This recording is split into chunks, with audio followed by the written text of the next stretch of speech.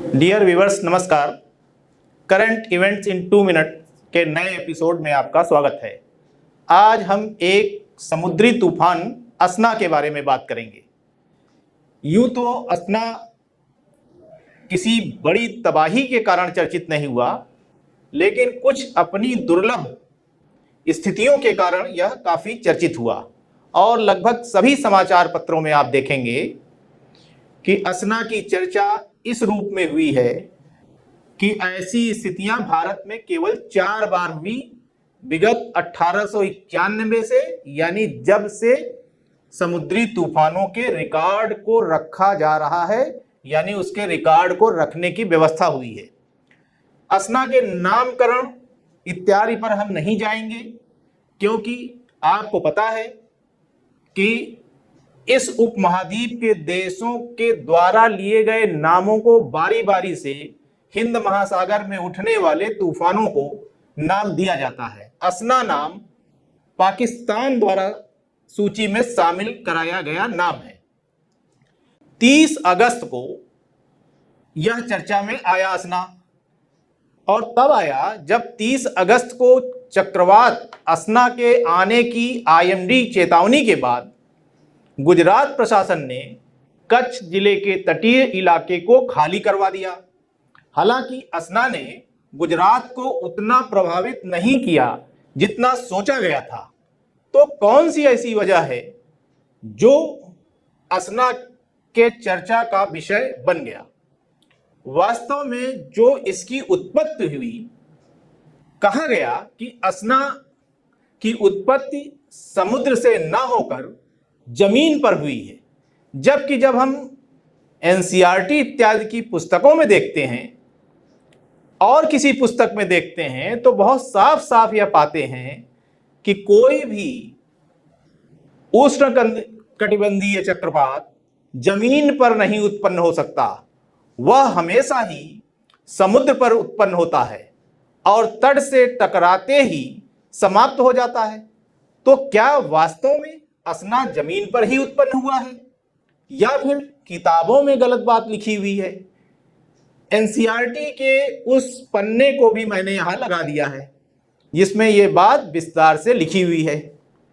अब जब इसकी तह में हम लोग जाते हैं और इस सवाल का जवाब ढूंढने की कोशिश करते हैं, जिसके कारण असना वर्तमान में सर्वाधिक चर्चा का विषय बना, तब इस सवाल का जवाब जानने के लिए हमें देखना होगा कि चक्रवात बनने के 2 सबसे जरूरी कारकों को। पहला कारक यह है कि चक्रवात एक कम दबाव का क्षेत्र होता है जो प्रायः 25 डिग्री से अधिक समुद्री तापमान से बनता है, और दूसरा, चक्रवात के पास एक नमी का स्रोत होना चाहिए। जाहिर सी बात है कि समुद्र में नमी के स्रोत की भरमार है, वहां तो पानी ही है। चूंकि यह नमी का स्रोत जमीन से चक्रवात को नहीं प्राप्त हो सकता, अतः कहा गया है कि कोई चक्रवात कभी जमीन पर उत्पन्न नहीं हो सकता। असना भी कोई अलग नहीं है। वास्तव में असना की जो उत्पत्ति हुई, उसकी एक कम दबाव का क्षेत्र बंगाल के खाड़ी के उत्तर पश्चिम क्षेत्र में उत्पन्न हुआ, जो पश्चिम की तरफ बढ़ने लगा। अब मान लीजिए बंगाल की खाड़ी का समुद्र था, उसमें कम दबाव का क्षेत्र, लो प्रेशर एरिया वहीं बना, और फिर वो उत्तर पश्चिम की तरफ बढ़ना चक्रवाती तूफानों की अपनी विशिष्टता है। अब यह जो कम दबाव का क्षेत्र था, वह जमीन पर बांग्लादेश, पश्चिम बंगाल, झारखंड, फिर दक्षिणी उत्तर प्रदेश, मध्य प्रदेश होते हुए 26 अगस्त को राजस्थान पहुंचते पहुंचते डीप डिप्रेशन में तब्दील हो गया, यानी उसकी गहराई थोड़ी और बढ़ गई। उसके चारों तरफ तूफान और ज्यादा घेर लिया गया और बड़ा तूफान हुआ थोड़ा, जिसके कारण उसे डीप डिप्रेशन का दर्जा प्राप्त हो गया। 29 अगस्त को जब यह गुजरात पहुंचा, तब इस कम दबाव के क्षेत्र के लिए आईएमडी ने एक चेतावनी जारी की कि अब इस डीप डिप्रेशन के चक्रवाती तूफान में बदलने की संभावना बलवती हो गई है। और इस तरह से जब चक्रवाती तूफान के बनने की संभावना बलवती हुई, तब इसकी चेतावनी जारी कर दी गई और अंततः अगले दिन ये चक्रवाती तूफान में बदल भी गया।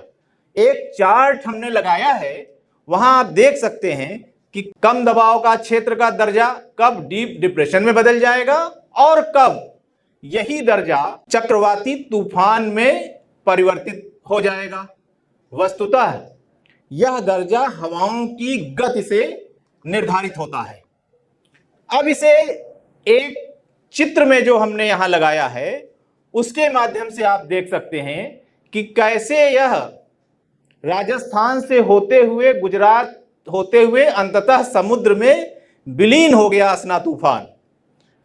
अब जब इस तूफान की बात फिर हम करें कि अगर चक्रवाती तूफान तट पर पहुंचते ही तूफान के साथ खत्म हो जाते हैं, तो असना ने कैसे देश के एक छोर से दूसरे छोर तक का सफर तय किया। वास्तव में देखिए तो असना कहां से चला, बंगाल की खाड़ी से पूरा देश की एक छोर से यात्रा तय करते हुए पूरब से तय करते हुए पश्चिम में गुजरात तक पहुंचा। यह एक दुर्लभ घटना है, ऐसा प्रायः होता नहीं। ऐसा तब होता है जब चक्रवात के तट पर पहुंचने पर उसे किसी लंबी नदी या किसी भी जल स्रोत के रूप में नमी का स्रोत मिल जाता है और वह उसके सहारे जमीन पर आगे बढ़ता है। यानी समुद्र में अभी चक्रवात बना नहीं, कम दबाव का क्षेत्र बना और वह कम दबाव का क्षेत्र जब तट पर आया तो टकराने के बजाय उसे नमी मिली और उसी के नमी के सहारे वह भूमि पर ही आगे बढ़ता चला गया। उसी प्रकार से असना भी हुआ और फिर आगे जाते जाते अपने ताकत को और बढ़ाते हुए यह डीप डिप्रेशन में बदला और फिर अंततः चक्रवाती तूफान में बदल गया। भले ही यह कितनी भी दुर्लभ घटना हो, लेकिन ऐसा पहली बार नहीं हुआ है। पहले भी 1944 में, 1964 में और 1976 में ऐसे चक्रवात आए हैं जो उत्पन्न तो समुद्र में हुए, यानी कम दबाव का क्षेत्र तो समुद्र में बना, लेकिन वो जमीन पर आगे बढ़ते हुए इन कम दबाव के क्षेत्र ने जमीन पर भू सतह पर चक्रवाती तूफान का रूप ले लिया। इस प्रकार निष्कर्ष यह निकलता है कि किसी भी चक्रवात की प्रारंभिक उत्पत्ति कम दबाव के क्षेत्र के रूप में निश्चित ही समुद्र के ऊपर होगी, भले ही चक्रवात का दर्जा हवा की गति बढ़ने के कारण इसे भूमि पर प्राप्त हो। जब किसी भी समुद्र के ऊपर बनने वाले कम दबाव के क्षेत्र को हवा की गति बढ़ने के साथ चक्रवात का दर्जा भूमि पर प्राप्त होता है तो उसे भूमि पर उत्पन्न हुआ चक्रवाती तूफान कह दिया जाता है। ऐसा ही असना के संदर्भ में भी हुआ है।